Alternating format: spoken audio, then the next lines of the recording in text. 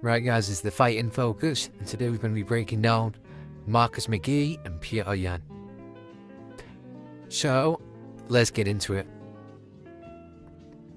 First off, one of the things Petr Yan does really well in this fight is using his long guard to control distance in the open stance. Whenever Marcus McGee bridges the gap fast and manages to get past the long guard, the lead hand turns into a collar tie, of which Petr Yan strikes off on the break.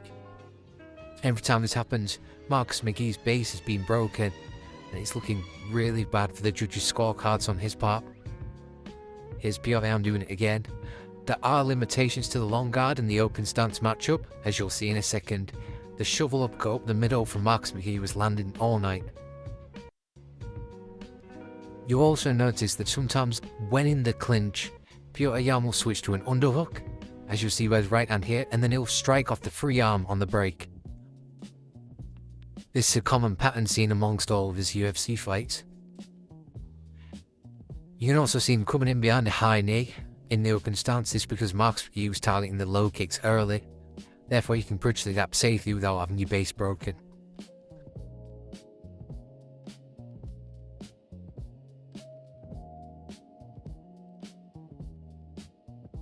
You can see Petr Yan cutting the cage, tracking him with that long guard, and then he uses that to step through breakbeat 1-2, which was common in his fight to throw his opponent off rhythm. Obviously he's missed this time. Marcus McGee's in on the takedown.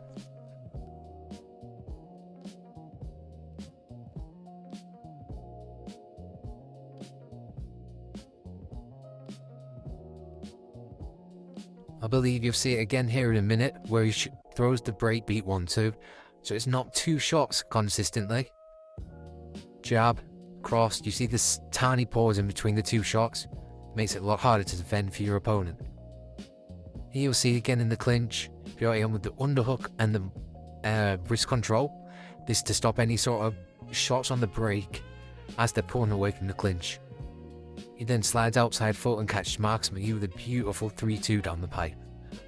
Obviously boxing 101, outside foot in the open stance. You backhand over there all day long.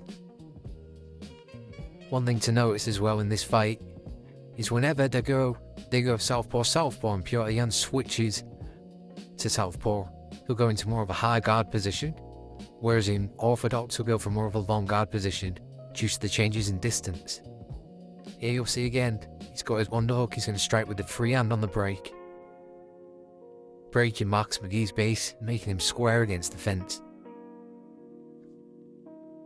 See him shell up in that shell from southpaw stance. He'll hunch over, make his body small, a common boxing tactic.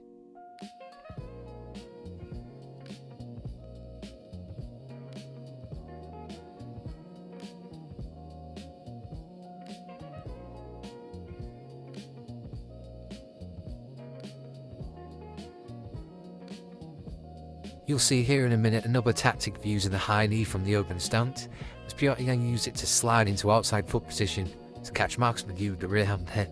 Beautiful. To be honest, Marcus McGee done well in this fight.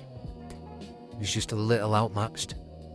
See, every time Petr Yan's missing shots, he's switching to collar ties, striking within the clinch. This was the deciding factor in this fight.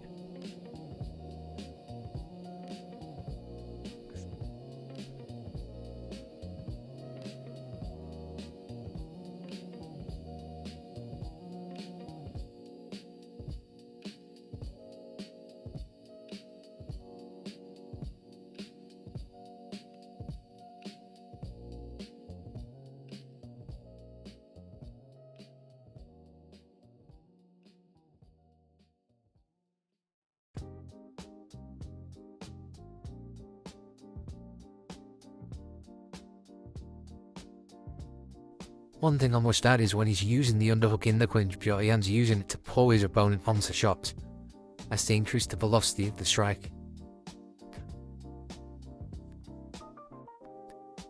You see, it's just in these moments here where it gets to close range, Petr Yan's able to have the clear advantage in the clinch, breaking and striking every time. As a fighter, it's a good opportunity to strike when exiting the clinch. His opponents usually use it as time to reset.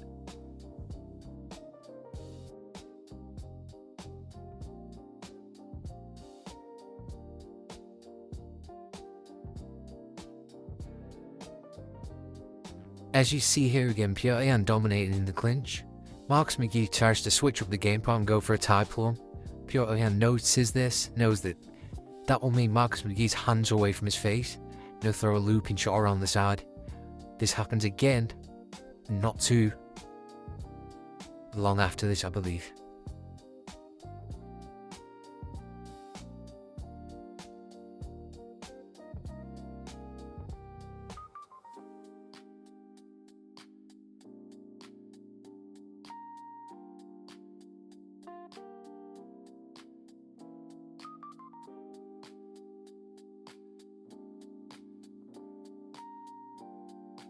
And that's a short video today, but thank you all for watching.